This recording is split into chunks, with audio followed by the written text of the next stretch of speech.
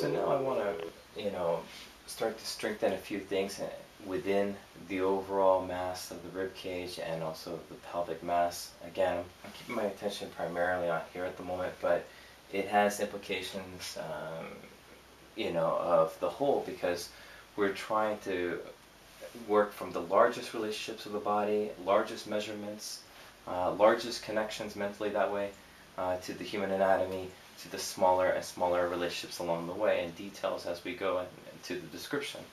Now we're going in and we're looking for other things that are important, like this area of the serratus anterior muscle, which we see a little bit of a shadow of here, capturing some shadow on this side of the muscle because it comes down from the anterior portion of the scapula and comes down along the side here, and its back edge will capture a little bit of shadow there underneath this overall plane of the latissimus dorsi that will wrap around it. Now, I'm going to go ahead and strengthen this area as well.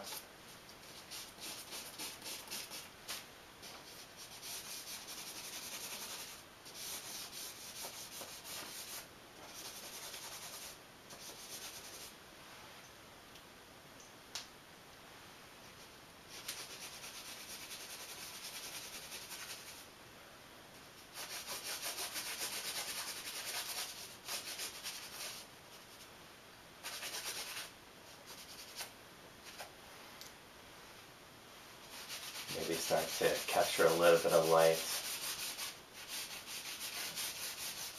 on the overall muscle, the gluteus maximus here.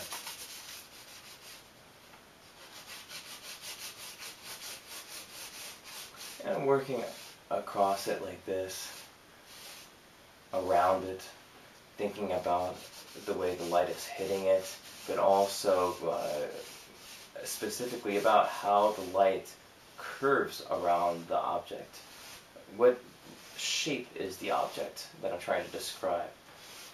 In this case, it takes on this sort of cylindrical shape overall, and the muscle will wrap some of that light cylindrically, and as it wraps some of that light cylindrically, it's going to cast some shadow perhaps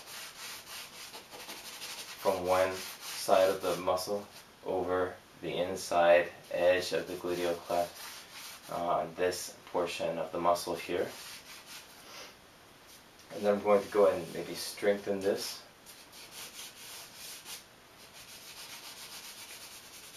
Along its shadow edge.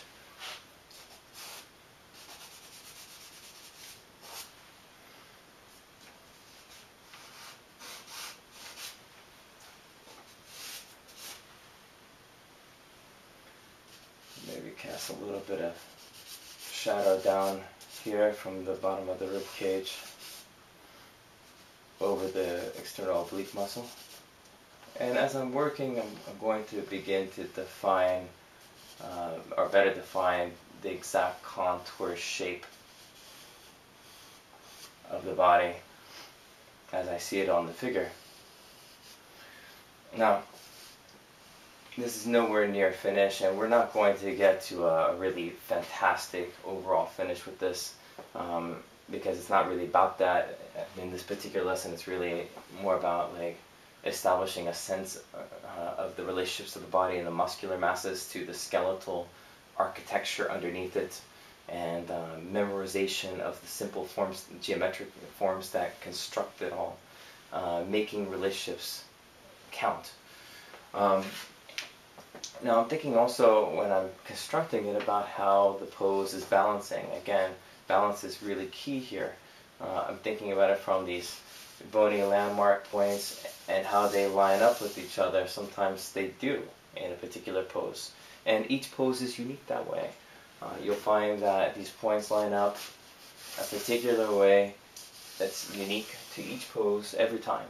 You can go from these bony landmarks here, or from this one down to the body, and establish how the pose is balancing. If it doesn't line up the same way in your pose on your paper or in the painting or in the sculpture as you see it on the pose of the model, then you realize that you've made a mistake and then you immediately correct it. Otherwise you'll throw the whole rhythm of the pose off.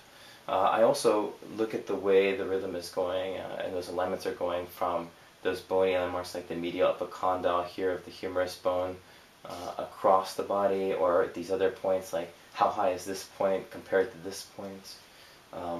I use almost anything else as well, not just bony landmarks. Some people mention bony landmark points should be the ones that are used most often, and I agree with that, but I also think that you shouldn't limit yourself to just that alone. You should also use other things, the nipples, the pit of the neck, the navel. You can use like the edges of the contours in relationship to another edge or information down below that or across it. You can go diagonally as well, looking at the way things form like a big triangles or other shapes hidden within the mass. It's important to have a everything matters point of view when it comes to the figure, when it comes to human anatomy. A mind that is curious, like a scientist. That's how I see myself, not merely an artist or an educator, but I think of myself as a scientist, endlessly curious, forming a hypothesis, trying to connect one thing to the other. Within the scapula, just underneath the spine of the scapula, we have this muscle that connects here. It's known as the infraspinatus muscle, and then we also have the teres major muscle, and then directly underneath that, covering some of the bottom of the scapula, we're going to get some mild hints of the overall muscle called the latissimus dorsi, which then wraps around this, forming a slight thickness, depending on the person, maybe even more of a thickness, and a stronger V shape overall on each side of the ribcage mass, right here underneath the armpit, and it comes down a little thinner, ultimately forming sort of a triangular shape as it comes down to connect to that area of the pelvis here and sacrum, forming this overall triangularic shape as a whole with the mass. This is the latissimus dorsi muscle. So think about that as it wraps around the bottom of the scapula.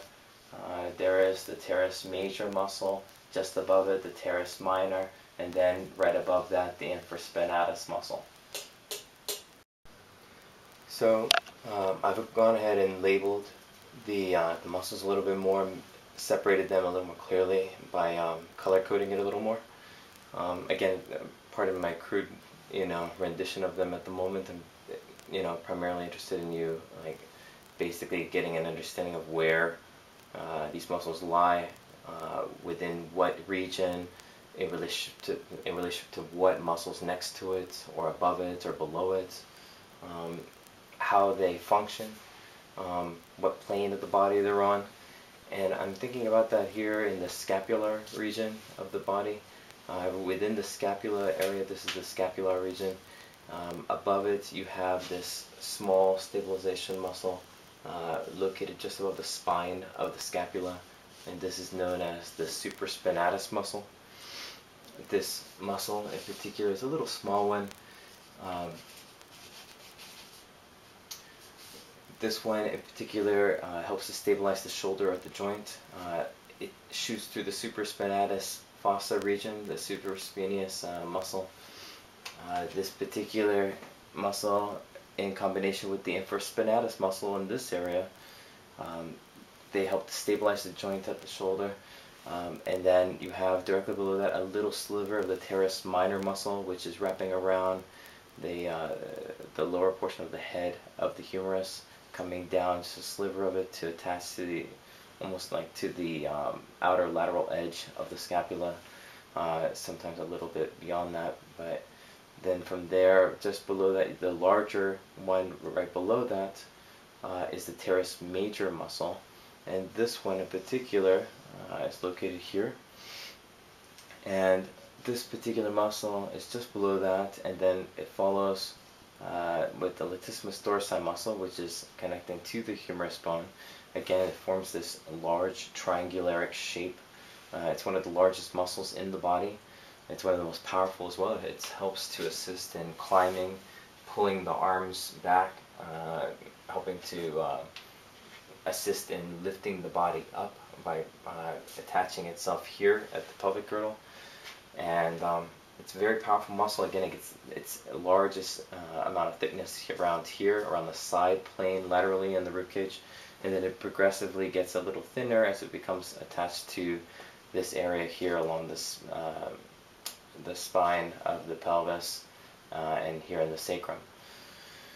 Overall, then it connects to the spine, and here's the spine again coming down, and within this region here we have the bulges of the erector spinae muscle.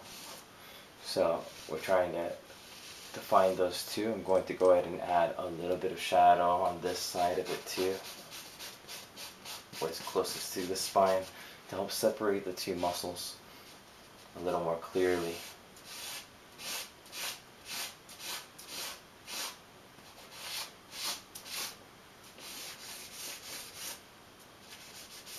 And then it comes down,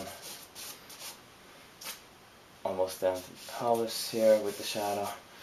And then from there, I might even define this a little darker here at the bottom of the rib cage mass. And then I'm going to go ahead and shoot this in just a tiny bit more in the rhomboidal plane, trapezius plane of the rhomboid. Come down a little bit more like this, and notice the shape of this sort of triangular shape happening here as it connects with this region, this plane of the rhomboids to the 7th cervical here at this point. And it forms like a little triangle that way, comes down to connect to the medial edge border of the scapula.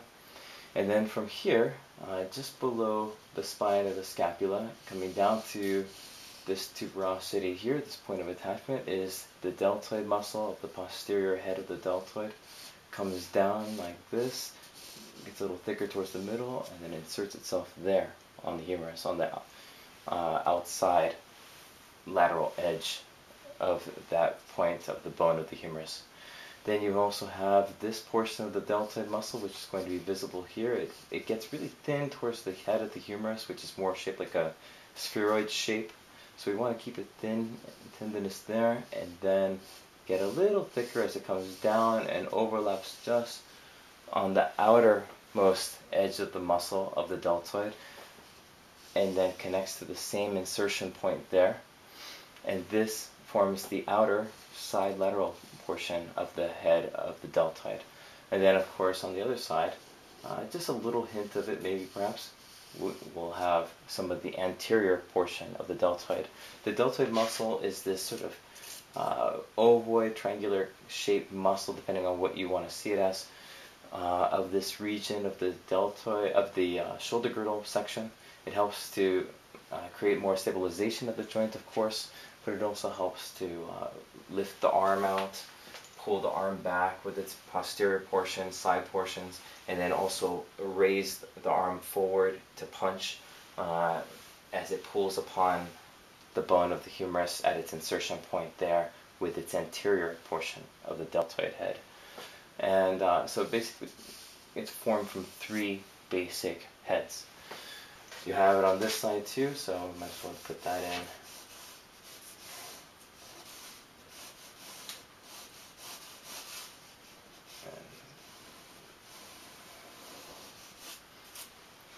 And this forms your deltoid muscle. We'll go ahead and label that as well.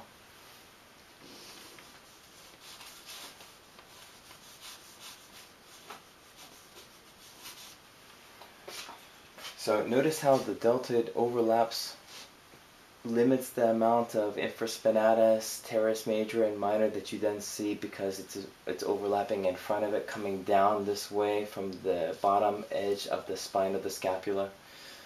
The way that this then catches more light here on this portion of the shoulder girdle plane of the trapezius as it sort of ramps upwards that way towards the 7th cervical, pointing a little more upwards towards the sky. Well, this plane then subdues a little more at the shadow as you then create a change of plane this way, as it then comes from this more narrow point of the ovoid of the rib cage to this more outward facing plane here, and then starts to wrap into darker shadows towards the bottom of the ovoid. So we're going to go ahead and capture some of that there as well.